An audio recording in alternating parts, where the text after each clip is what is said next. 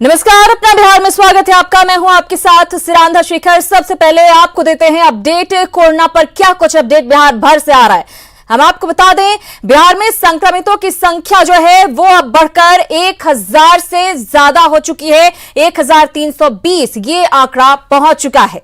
हम आपको बता दें, इसके साथ ही जिस तरह से आंकड़े बढ़ रहे हैं उसको देखते हुए लॉकडाउन की अवधि देश भर में बढ़ा दी गई है। आज से देश भर में लॉकडाउन 4 शुरू हो चुका है, लॉकडाउन 4 शुरू हो चुका है। ये लॉकडाउन 31 मई तक के लिए बढ़ाया गया है। नए रंगों और नए नियमों वाले लॉकडाउन 4 में राज्यों को ज्यादा अधिकार दिए गए हैं। इसके तहत अंतर्राज्यीय बसों का संचालन का फैसला राज्यों के जिम्मे छोड़ा गया है। गृह मंत्रालय की नई गाइडलाइंस के मुताबिक कोरोना को लेकर रेड, ऑरेंज और ग्रीन जोन को बांटने का फैसला भी राज्य के जिम्मे रहेगा। इसके साथ ही कंटेनमेंट जोन और बफर जोन भी जोड़े गए हैं, लेकिन इसको तय करना राज्यों की जिम्मेदारी होगी। वहीं पाबंदी की बात करें तो रेलवे, मेट्रो, हवाई सेवा, स्कूल, कॉलेज, होटल और रेस्टोरेंट बंद रहेंगे। हालांकि रेस्टोरेंट से होम डिलीवरी ली जा सकती है, जैसे पहले भी ली जा रही थी।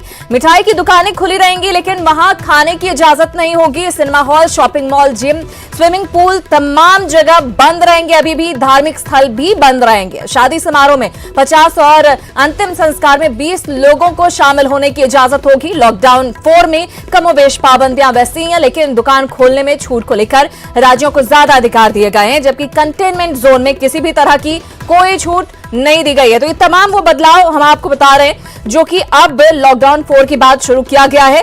राज्यों को इसमें अब ज्यादा स्वतंत्रता दी गई है। फैसला लेने का अधिकार जो है वो ज्यादा राज्यों के पास होगा। तो देश में लॉकडाउन 4 शुरू हो चुका है, लेकिन बिहार में कोरोना का कहर थमने का नाम नहीं ले रहा है। वायरस का जाल तेजी से फैलता जा रहा है। बिहार में कल देर शाम 36 और नए केस मिलने के साथ ही राज्य में कोरोना के मरीजों की संख्या बढ़कर 1320 हो गई है। बिहार में 24 घंटे में कोरोना के 142 नए केस मिलने का अब तक का ये सबसे बड़ा रिकॉर्ड है। कोरोना के बढ़ते केस की सबसे बड़ी वजह बड़ी संख्या में प्रवासी मजदूरों का बिहार लौटना है। जब से मजदूर यहां पर लौटने लगे हैं, पहुंचने लगे हैं, तभी से एकाएक जो है ये आंकड़ा बढ़ने लगा। तो देखिए, ये तमाम चीजें हैं। दुकान में 5 लोग जा सकते हैं। मिठाई की दुकान खोली गई है, लेकिन आपको होम डिलीवरी सिर्फ मिल सकेगा। धार्मिक स्थल बंद रखे गए हैं। रेस्टोरेंट खोला गया है, लेकिन होम डिलीवरी होगी। स्कूल, कॉलेज अभी भी बंद रहेंगे। लॉकडाउन 4 में क्या कुछ बदलाव हुआ वो बता रहे हैं। हम आपको बता दें, शादी समारोह होगा, लेकिन 50 से ज्यादा लोग नहीं जा सकते। राजनीतिक उद्यम जो है बंद रहेंगे। इधर स्टेडियम बिना दर्शक के खुले रहेंगे। हम आपको ये तमाम चीजें बता रहे हैं जो बदलाव लॉकडाउन 4.0 में किए गए हैं। हमारे साथ हमारे तमाम संवाददाता जुड़े हुए हैं। लॉकडाउन 4 की शुरुआत हुई है, लगातार आंकड़े बढ़ रहे हैं, और इस दौरान पटना में क्या कुछ बदलाव दिख रहा है ये जानने के लिए सबसे पहले रुक करते अपने सहयोगी अमित का।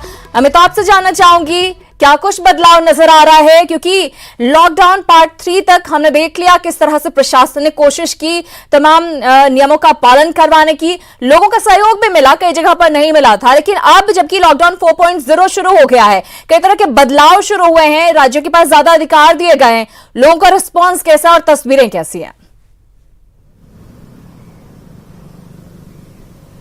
देखिए सिद्धांत, सबसे बड़ी बात है कि आज लॉकडाउन 4 के पहला दिन है, और आपको दिखाना चाहेंगे ये पटना के बेली रोड की तस्वीर है। अमूमन जो लॉकडाउन 1, 2, 3 का जो नज़ारा था, तो कम वाहनें जो हैं वो सड़क पे आ रही थी, लेकिन लॉकडाउन 4 में जो रियायतें मिली है, जो छूट मिली है, उसके बाद यहाँ पे जो गाड़ियों की रफ्तार है वो काफ़ी तेज़ देखने को मिल रही है। लोग अपने घरों से निकल रहे हैं, ज़रूरत के सामानों को खरीदारी करने निकल रहे हैं, कार्यालय जाने के लिए निकल रहे हैं। तो जो लॉकडाउन 4 में जो छूट दिया गया है उसके तहत ये कवायद जो है वो अब यहाँ पे देखने को मिल रही है। लोग जो है वो अपने घरों से निकल रहे हैं, लेकिन सबसे बड़ी बात है कि जो लोग हैं वो उन गाइडलाइन का जरूर अनुपालन कर रहे हैं जो स्वास्थ्य विभाग ने SOP जारी किया है। जैसे मास्क अनिवार्य कर रखा है लोगों ने, उसके साथ साथ अगर बात कर ली जाए तो सोशल डिस्टेंस है वो भी मेंटेन कर रहे हैं। एक बाइक पे एक ही जो शख्स हैं वो सफ़र कर रहे हैं, बहुत जरूरी है तो दूसरे शख्स जो है वो बैठे हैं, अन्यथा बिल्कुल अमित, लेकिन हम देख रहे हैं कुछ लोग अभी भी शायद बाज नहीं आ रहे अपनी हरकतों से। कुछ लोग ऐसे हैं जो कि मास्क नहीं भी पहन रहे हैं और एक बाइक पर 2 लोग सवारी भी कर रहे हैं। लेकिन जानना चाहूंगी कि अब चूंकि बहुत सारी जो चीजें हैं राज्य सरकार के जिम्मे हो गई हैं, क्या कुछ बदलाव अब देखने को मिल सकता है? देखिए, निश्चित तौर पे बदलाव जो है वो देखने को मिलेगा। जैसे प्राइवेट सेक्टर है, प्राइवेट सेक्टर में 33% जो लोग हैं वो कार्यालय जाएंगे। उसके अलावा हम बात कर ले जो कई दुकानें जो हैं वो अब तक नहीं खुल रही थी, तो उन दुकानों को खोलने को लेकर कई दिशा निर्देश जो है वो राज्य सरकार के साथ जारी हो सकते हैं। हालांकि राज्य सरकार ने भी जिलाधिकारियों के ऊपर ये चीज़ें छोड़ी है कि आप ये सुनिश्चित करें कि किस इलाके में कितनी दुकानें खुलनी है, किन किन चीज़ों की दुकानें खुलनी है, लॉकडाउन का अनुपालन कैसे करवाना है, लॉ एंड ऑर्डर बनी रहे इसको कैसे अनुपालन कराना है। तो तमाम चीज़ों को लेकर के जिला प्रशासन जो है वो बैठक करने जा रहा है 11 बजे, और उस बैठक में पटना डीएम एसएसपी दोनों मौजूद रहेंगे, शीर्ष अधिकारी भी शामिल होंगे, और उसके साथ साथ जो गाइडलाइन तय किया जाएगा, एसओपी तय किया जाएगा जिला प्रशासन की तरफ से, उसी के तहत जो है उसी के तहत नियमों का पालन कराया जाएगा। हमें तो बहुत धन्यवाद आपका इस तमाम जानकारी के लिए। आगे भी तस्वीरें लगातार अपने दर्शकों को दिखाते रहेंगे किस तरह से नियम का पालन किया जा रहा है और किस तरह से लोग सहयोग कर रहे हैं। दरअसल हम आपको बता दें कि मामले लगातार बढ़ रहे हैं, इसी वजह से 31 मई तक लॉकडाउन को बढ़ाया गया है। लेकिन अब आप लोगों के जिम्मे है कि आप इसका पालन सही तरीके से करें। इधर सीतामढ़ी से बड़ी खबर मिल रही है, जहां कोरोना संदिग्ध की मौत हो गई है। क्वारंटाइन में रह रहा था यह शख्स, शव के पास अब लोग नहीं जा रहे हैं। ये बड़ी खबर आपको दे रहे हैं। सोनबरसा के लत्तीपुर का यह मामला बताया जा रहा है। सीतामढ़ी का यह मामला है जहां पर कोरोना संदिग्ध की मौत हुई है। ये शख्स अभी क्वारंटाइन पर रह रहा था और अभी जब इसकी मौत हो गई है, इस शख्स के शव के पास कोई भी नहीं जा रहा है। सोनबरसा के लत्तीपुर में इस शख्स को रखा गया था क्वारंटाइन पर।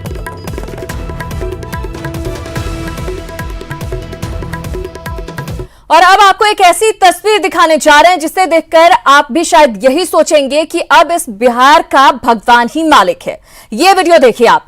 ये वीडियो खगड़िया रेलवे स्टेशन से सामने आया है।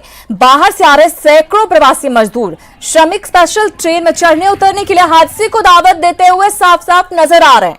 आप देख सकते हैं कितनी बड़ी तादाद में लोग भागते हुए ट्रेन पकड़ने की कोशिश कर रहे हैं। पीठ और माथे पर भारी बोझ लिए चलती ट्रेन के साथ बदहवास ये दौड़ते नजर आ रहे हैं। ट्रेन में चढ़ने के लिए कोई भी कीमत चुकाने को तैयार दिख रहे हैं, तो कुछ उतरने के लिए बेचैन नजर आ रहे हैं। लेकिन एक छोटी सी चूक इन लोगों के लिए कितनी भारी पड़ सकती है, इसका अंदाजा भी नहीं लगाया जा सकता है। माना कि ये मजदूर मजबूर हैं, 2 महीने से बेरोजगारों की जमात बनकर परदेश में फंसे हुए हैं, इसलिए जैसे भी वो घर जाना चाहते हैं। लेकिन इस पूरे मामले में सवालों के घेर में खगड़िया रेलवे स्टेशन प्रबंधन है, क्योंकि इन मजदूरों को रोकने टोकने के लिए ना तो स्टेशन पर एक जवान नजर आ रहा है और ना समझाने के लिए कोई अधिकारी ही नजर आ रहा है। इतना ही नहीं, चैन पुलिंग कर जब कुछ मजदूर स्टेशन पर उतरकर हुजूम के रूप में रेल ट्रैक पर ही चलने लगे, तब भी इन्हें रोकने वाला कोई नजर नहीं आया। तस्वीरें आप देख सकते हैं, खगड़िया की ये तस्वीरें। बड़ी संख्या में मजदूर बदाबास भागते हुए ट्रेन पकड़ने की कोशिश कर रहे हैं, जबकि ट्रेन चल रही है। कुछ ऐसे हैं जो उतरने की कोशिश कर रहे हैं। छोटी सी चूक और बड़ा हादसा यहां पर हो सकता है। इन्हें कौन समझाए, कैसे समझाए? और बिहार के प्रवासी मजदूरों का आना लगातार जारी है। कोई पैदल तो कोई साइकिल से चला आ रहा है। चलते चलते ऐसे मजदूरों के पैरों में छाले पड़ गए हैं, कुछ के जूते चप्पल तक टूट गए हैं। सासाराम पहुंचे ऐसे मजदूरों की कुछ लोगों ने मदद की। जीटी रोड पर मजदूरों की मदद करने वालों से बात की न्यूज़ 18 संवाददाता अजीत कुमार। मैं अभी हूँ सासाराम के पुरानी जीटी रोड के पास, और आप देख सकते हैं कि किस प्रकार प्रवासी श्रमिक जो हैं वो दूसरे प्रांतों से पैदल चलकर या विभिन्न गाड़ियों से चलकर यहाँ तक पहुँचे हैं। और इतना ही नहीं, इनको बहुत सारी परेशानियाँ हैं। इनके पैर के चप्पल तक घिस गए हैं। लेकिन कुछ ऐसे समाज सेवी हैं, सोशल वर्कर हैं, राजनेता हैं जो कमोबेश इनकी मदद करते हैं, कहीं इनकी भोजन की व्यवस्था कर देते हैं, कहीं कोई इनको पानी पिला देते हैं। आइए देखिए यहाँ पर कुछ लोग हैं जो चप्पल की व्यवस्था कर रहे हैं। क्या कर रहे हैं? ऐसे श्रमिकों को जो बिहार में हमारे जो मोहनिया से जो एंट्री हो रही है करमनासा से, तो उनके बहुतों के पैर में चप्पल नहीं है, जूता नहीं है और रास्ते में उनको भोजनों का दिक्कत करना पड़ रहा है, पानी की दिक्कत हो रही। तो हम लोग विभिन्न जगहों पर स्थान पर जिनके पैर में चप्पल नहीं है, जूते नहीं, उनको चप्पल जूते देने का काम कर रहे हैं, पहनाने का काम कर रहे हैं। जिनको जो जैसा होता है उस तरह से अपने अपने स्तर से लोग जो है वो मदद पहुंचाने की कोशिश कर रहे हैं, लेकिन अभी भी मजदूरों के सामने, श्रमिकों के सामने घोर समस्या है और इन समस्याओं को झेलते हुए इस कड़ाके की धूप में ये लोग अपने अपने घर की ओर किसी तरह से बढ़ रहे हैं। अजीत कुमार, न्यूज़ 18, सासाराम। और मजदूरों को घर भेजने के लिए जिम्मेदार अधिकारियों की बड़ी लापरवाही सामने आई है। अहमदाबाद में रहकर मिल में काम करने वाले बाप बेटी को उत्तर प्रदेश की ट्रेन में चढ़ाने के बजाय बिहार की ट्रेन में चढ़ा दिया गया। बरौनी स्टेशन से दोनों को पटना भेज दिया गया और फिर जैसे तैसे ये बाप बेटी मुजफ्फरपुर पहुंचे। उत्तर प्रदेश के सुल्तानपुर के रहने वाले ये दोनों 2 दिनों से भूखे थे और चांदनी चौक पर भटक रहे थे। बाप बेटी पर महिला दारोगा माया रानी की नजर पड़ी और महिला दारोगा ने दोनों की कहानी जानने के बाद न सिर्फ उन्हें खाना खिलाया बल्कि दोनों को उत्तर प्रदेश भेजने की कवायद भी की जा रही है। अभी हम मुजफ्फरपुर पुलिस की एक अलग तस्वीर दिखवा रहे हैं। ये दोनों पिता पुत्री हैं, कई दिनों तक चलने के बाद यहाँ आए हैं, काफ़ी भूखे थे और किसी से कह नहीं पा रहे थे। गैरतमंद लोग हैं, लेकिन यहाँ तैनात एक दरोगा से इनकी मुलाकात हुई, महिला दरोगा है, और उन्होंने इनको न सिर्फ इनको सुरक्षा दी बल्कि खाना वाना खिलवाया। क्या क्या उस समय देखे थे आप? देखे कि सुबह से बैठे हुए थे पहले चांदनी चौक पर, तो हमने पूछा कहाँ जाना है, तो बताया कि हमको जाना है माने यूपी। तो उसके बाद वहाँ से उठ के फिर यहाँ दूसरे रोड में बैठे हुए हैं सुबह से ही। तो हमने नज़र पड़ा फिर कि अभी तक बैठे ही हुए हैं। तो आए इन लोगों से पूछे कुछ खाना वाना खाए, तो बोले कि नहीं हम लोग के पास पैसा नहीं है, खाना नहीं खा पा रहे हैं। हम कि ठीक है खाना खाना है, बोले हाँ तब चलिए हम खिला देते हैं खाना। तो यहाँ एक होटल है बगल में ही, छोटा सा ढाबा, सुकून मिलता होगा, बहुत सुकून मिल रहा है। तो ढाबा में ले आए, तो इन लोग को बोले कि भर पेट खाना खिला दीजिए। तो वही यहाँ कैसे मैडम से कैसे भेंट हुई? मैडम पूछी थी, हम वहाँ बैठे थे, मैडम कहे खाना वाना खाए, हमके खाना वाना नहीं मिला। कितने दिनों से नहीं मिला? 2 दिन हो गया। 2 दिन हो गया था। रास्ते में भी खाना वाना कुछ नहीं था। पैसा वैसा कुछ नहीं, बिस्कुट उस्कुट वही दे रही थी ट्रेन में बस। दे रहा था तो खा ले रहे थे ना। कहाँ जाना है? यूपी जाना है, सुल्तानपुर। कहाँ से आए थे? अहमदाबाद से। क्या नाम है? नीलम। अब तो पिता है इसके जी। कितने दिनों से परेशान? कम से कम 3-4 दिन से परेशान है। कितना दिन पहले निकले थे आप? आज 4था दिन है। वहाँ से? हाँ। कैसे आए?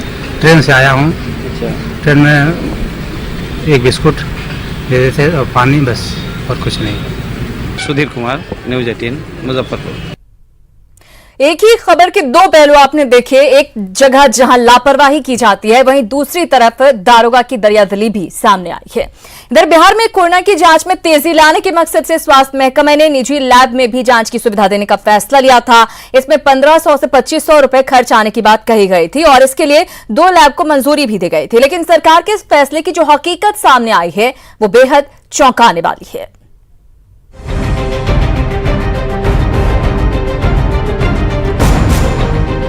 बिहार सरकार ने कोरोना जांच के लिए राज्य के 2 निजी लैब को मंजूरी दी है, डॉक्टर लाल पैथ लैब और path care and diagnostic private limited.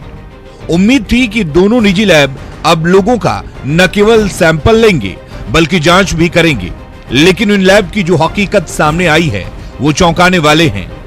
एक ने तो जांच ही शुरू नहीं की और दूसरे पाथ केयर एंड डायग्नोस्टिक ने जांच शुरू की तो पटना में नहीं बल्कि सैंपल गुड़गांव भेजा जाने लगा, वो भी कार से, और रिपोर्ट आने में 48 से 72 घंटे का समय लग रहा है।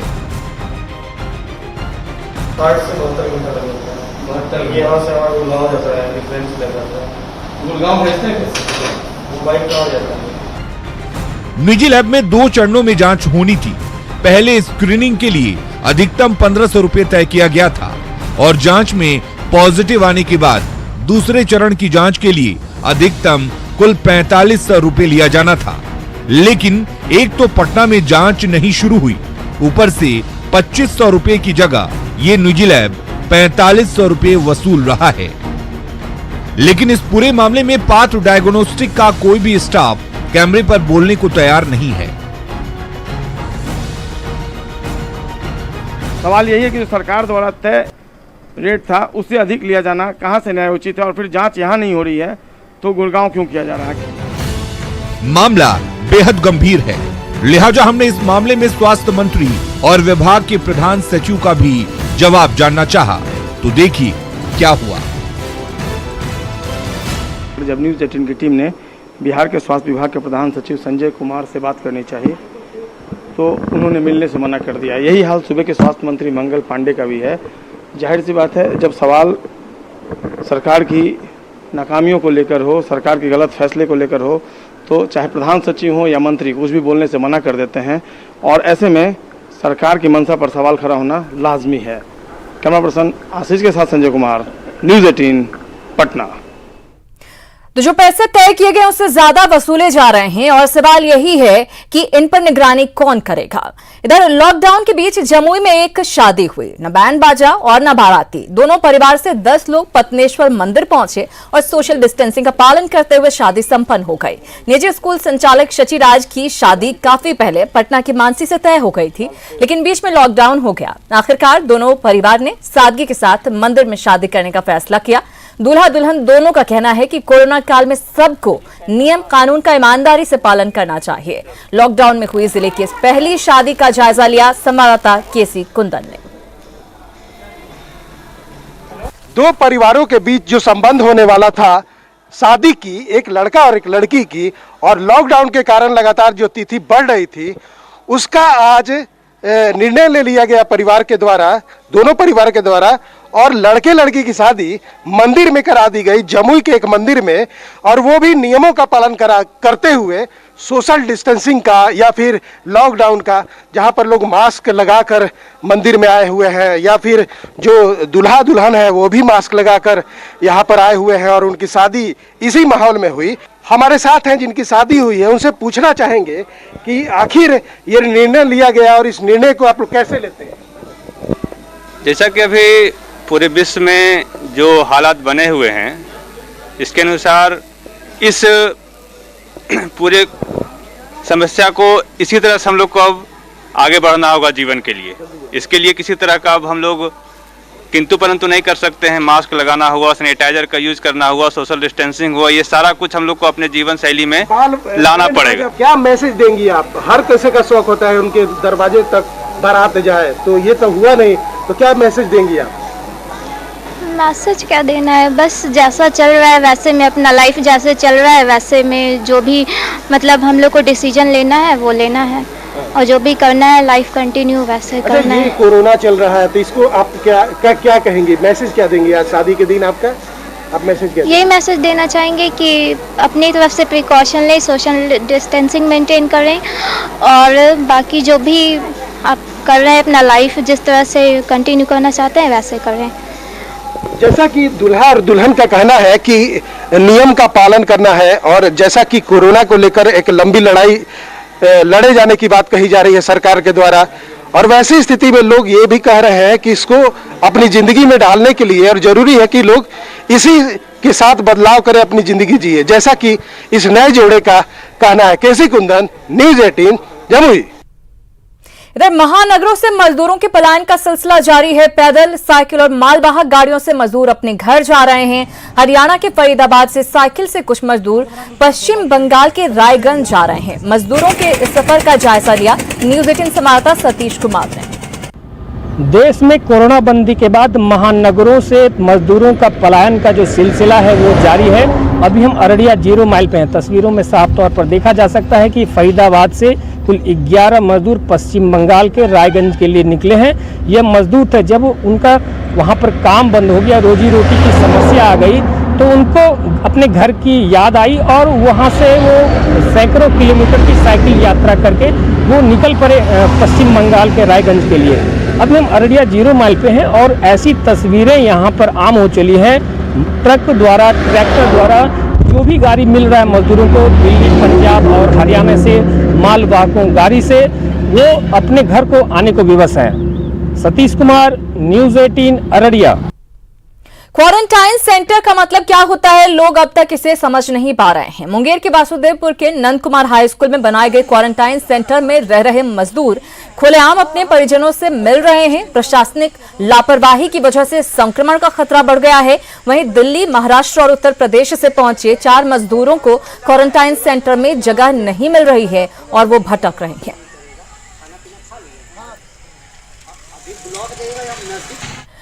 इधर हाजीपुर के राजेंद्र चौक पर उस समय अफरा तफरी मच गई जब पंजाब नेशनल बैंक की शाखा में अचानक भीषण आग लग गई। मौके पर पहुंची फायर ब्रिगेड की टीम ने आग बुझाने का काम शुरू कर दिया और फिर कड़ी मशक्कत के बाद आग पर काबू पाया जा सका। हालांकि मौके पर पहुंचे बैंक कर्मी के मुताबिक बैंक के बगल के रूम में आग लगी थी, जिसके चलते बैंक से धुआं निकलने लगा।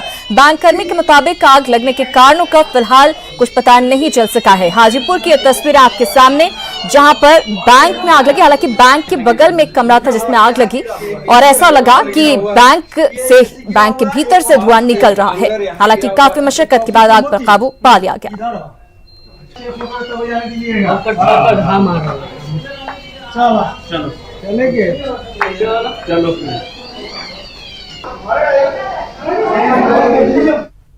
इसी के साथ फिलहाल इस बुलेटिन में इतना ही, लेकिन न्यूज़ 18 बिहार झारखंड पर खबरों का सिलसिला लगातार जारी है।